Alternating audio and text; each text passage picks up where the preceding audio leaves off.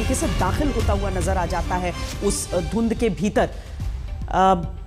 शाम 4 बजे सुलूर से C-130J विमान ने उड़ान भरी है। जो पार्थिव शरीर हैं हमारे जो सैनिक और CDS उनके वहां से लाए जाएंगे दिल्ली की तरफ।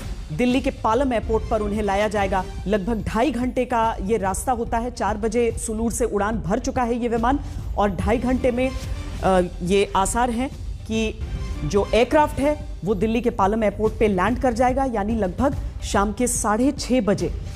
और 6:30 बजे ही रक्षा मंत्री राजनाथ सिंह पहुंचेंगे वहां पर इन वीरों को सम्मान देने के लिए। प्रधानमंत्री के भी जाने की खबरें। इस समय हमारे साथ ग्रुप कैप्टन VN झा जुड़ रहे हैं, हमारे साथ मेजर जनरल विशंबर दयाल जुड़ रहे हैं और हमारे साथ विंग कमांडर अभिषेक मतिमान भी जुड़ रहे हैं। हम सभी से जानने का प्रयास करेंगे और खासतौर पर इन तस्वीरों को जो हम इस समय देख रहे हैं। ग्रुप कैप्टन VN झा, आपने भी इन तस्वीरों को देखा होगा। ये जो आखिरी तस्वीर उस हेलीकॉप्टर की ली गई है, जमीन से ली गई है। कुछ लड़के लड़कियां वहां मौजूद थे, उन्होंने ये तस्वीर ली। हेलीकॉप्टर खासा लो था, एकाएक घना कोहरा सा था और उस कोहरे की चादर में लिपट सा गया ये हेलीकॉप्टर। और तभी जमीन में जो बच्चे थे उन्होंने बोला, अरे ये जो इतना धमाका हुआ, क्या ये क्रैश था? क्या आकलन किया जा सकता है इन तस्वीरों को देखकर? गौरव जी, आप तो काफी एक्सपीरियंस हैं एयरफोर्स के मामले में, आपने बहुत सारी जगह देखी है। देखिए, ये जो एक छोटा सा क्लिप है, लगभग 4-5 सेकेंड का जो हेलीकॉप्टर दिखा रहा है, ये बहुत कुछ कहानी कहता है। क्योंकि मैं खुद 7 क्लास 1 एयरक्राफ्ट एक्सीडेंट का इन्वेस्टिगेशन में कर चुका हूँ, जिसमें से कि 7 फाइटर थे, उसमें से 2 हेलीकॉप्टर के भी एक्सीडेंट थे। तो ये जो छोटी सी क्लिप है, तो आप जरा गौर से देखिए। अगर आप अपने दर्शकों को दिखा सकते हैं तो जरा वो समय दिखाइए जबकि ये हेलीकॉप्टर ठीक ठीक का है, और 1 सेकंड या 1.5 सेकंड के बाद वो फिर थोड़े से बादल या कोहरा जो भी है वहां पे आ जाता है।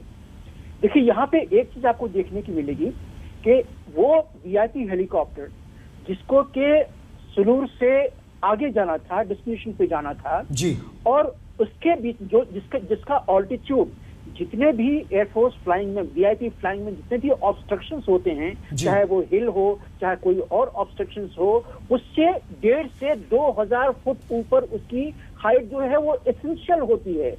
लेकिन इस छोटे से वीडियो में आप देख रहे हैं कि हेलीकॉप्टर जो है वो उसका इंजन ऑन है, उसका रोटर चल रहा है और वो बिल्कुल काफी नजदीक है, ग्राउंड से बहुत ऊपर नहीं है। और उसकी पावर स्पीड देखिए, पावर स्पीड लगभग कुछ नहीं है। V-17 का क्रूज स्पीड लगभग 120 से 140 किलोमीटर पर आवर का होता है। इस हेलीकॉप्टर को देखिए, इस 3 सेकंड में शायद वो 5 मीटर या 6 मीटर भी आगे नहीं बढ़ा है। इसका मतलब ये है कि हेलीकॉप्टर में कोई ऐसा चीज हुआ है जिसमें से कि हेलीकॉप्टर को कहीं पे नीचे उतारे जाने का प्रयास हो रहा है और उसी टाइम में ये फिर वो कुहासे में या बादल में उसमें खो जाता है।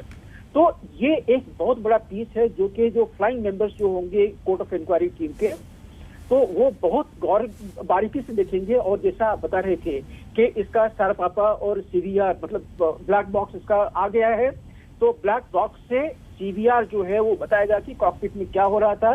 और सारपापा जो है Mi-17 की, शायद इसको 3BRD चंडीगढ़ लिया जाएगा, वहां पे 3rd लाइन सर्विसिंग है Mi-17 की, वहां पे इसका एनालाइज किया जाएगा। तो ये सारी चीजें आपको सामने में आ जाएंगी। लेकिन ये जो 3 सेकंड का जो हेलीकॉप्टर का छोटा सा पीस है, अगर मैं कोर्ट ऑफ इंक्वायरी में अगर इसमें होता है तो मैं इसको बहुत ही गौर से देखता। सर, क्यों आप ऐसा क्यों कह रहे हैं? क्या वजह है इसकी? और ये जो कुछ तकनीकी टर्म्स हमेशा शेयर किए जाते हैं हमसे, यानी कि control flying into terrain, CFIT होता है। कहते हैं कि क्रैश में बचने की संभावना फिर भी हो जाती है, लेकिन CFIT के जरिए ज्यादा आशंकाएं बढ़ जाती हैं हमेशा। ये चीजें अगर आप कुछ हमें सामान्य शब्दों में समझा सकें। बताता हूँ श्वेता जी, आपने बहुत अच्छा सवाल पूछा है।